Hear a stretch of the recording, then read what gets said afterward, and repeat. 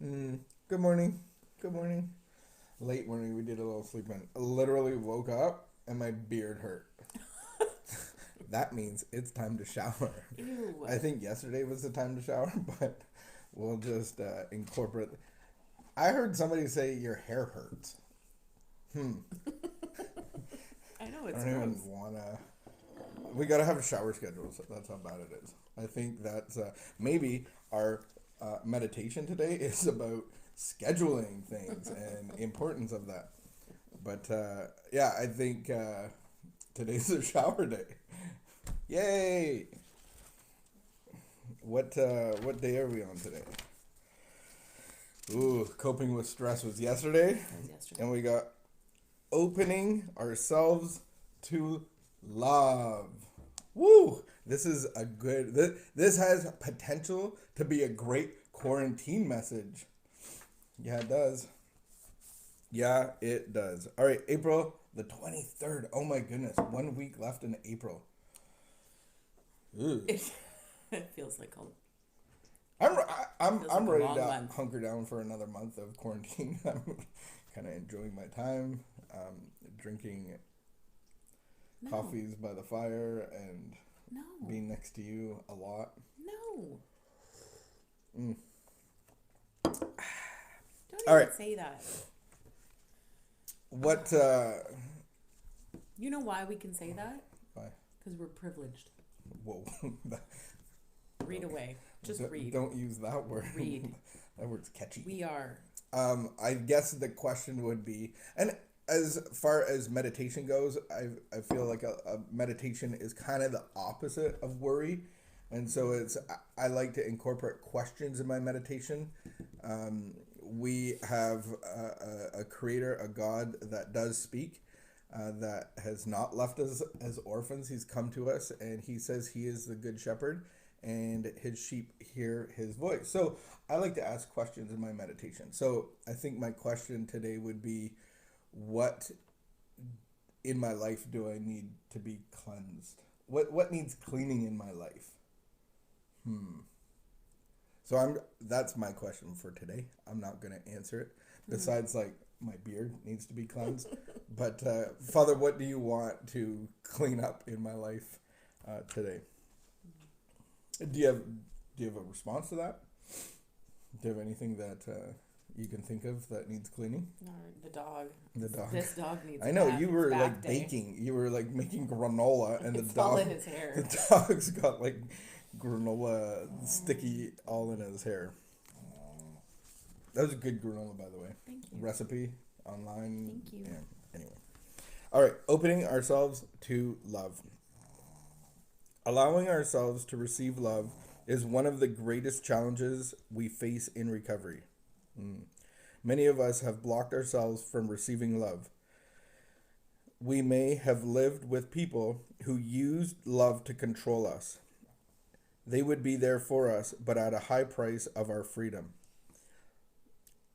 Love was given or withheld to control us and to have power over us.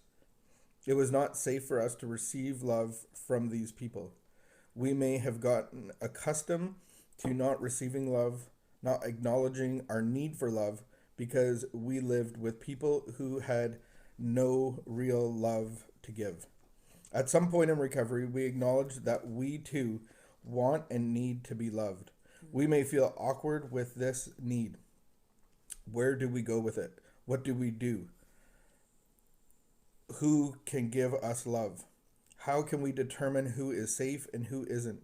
How can we let others care for us without feeling trapped, abused, frightened, and unable to care for ourselves?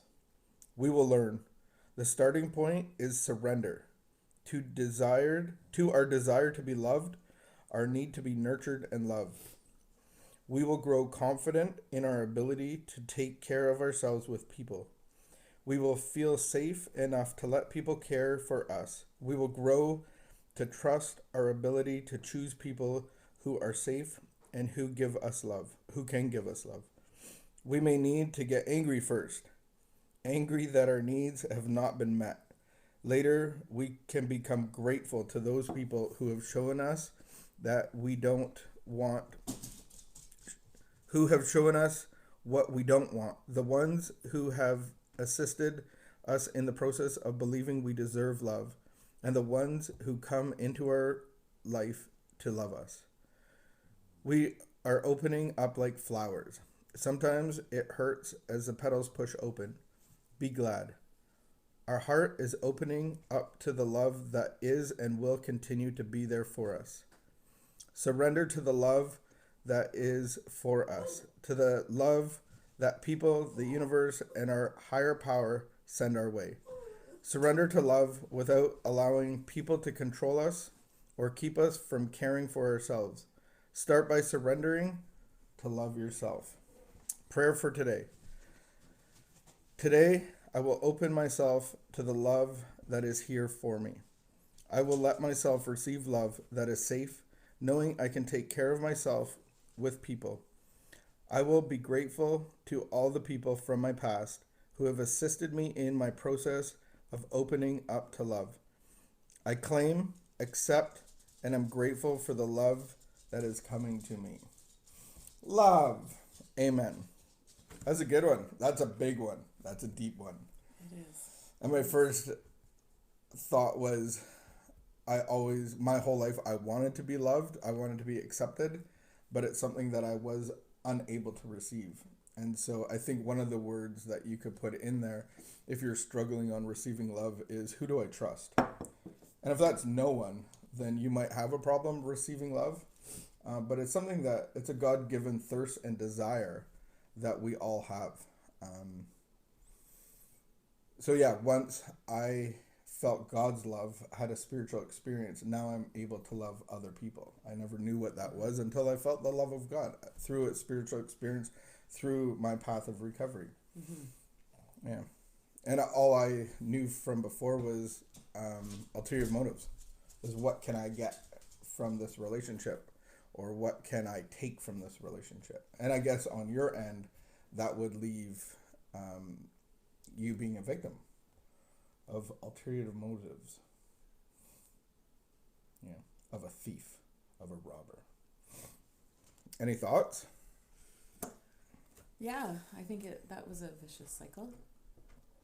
And then I think for me, I remember people saying how strong I was to get through everything that I went through. And I remember realizing that I wasn't strong, that I actually didn't value myself.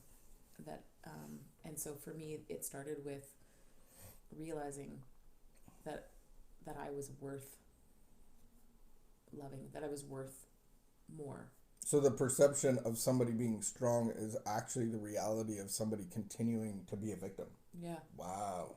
But I portrayed a lot of strength, and like I could get through it, and so yeah, that's a really, because by the end I was pretty self-reliant and independent, and pretty sure that I didn't need you or anybody else, because everybody felt like, not everybody, but it felt like I was just, being hurt over and over again. But in reality, I realized that I was actually letting myself be hurt over and over again, and that I could actually make a different choice. So then what's the payoff from your end, from the codependent end, of staying, of trying to get love from unhealthy relationships and staying in them and continuing to be victimized? I think there's a couple components to it. I mean, at least for me, I think that when you were good, you were really good. And when I was bad, I was really bad. That's really what bad. Kid's book is so that? Cliche. I don't it's a little Madeline? Girl with Madeline. And then there's the other aspect of like the devil you know. Yeah, because what is out there could be worse. So what's scary. The point? It's I already know. Scary. I already know these patterns. I get value out of it. I know it's not healthy. I am a victim, but I serve a purpose. I would have never used that word. No, I would have never used that word. You wouldn't. But you get the payoff of looking after and fixing and mending. And so that was, I think, the other aspect of it too, was that, there's like I'm not worth more. I'm safe with this devil that I know. And then the other aspect of actually feeling good about myself because I am who you come back to, and I am, I am this strong person who puts everything back together or keeps the sanity in the home, and that's a huge cycle of drama, rescuer, hero, victim that just goes round and round, and I don't think that people who are in it necessarily realize that they're in it, but once I started to realize that I was in this crazy cycle, the reality of it, and then I could make different choices. And then I guess those questions in the reading is, well, how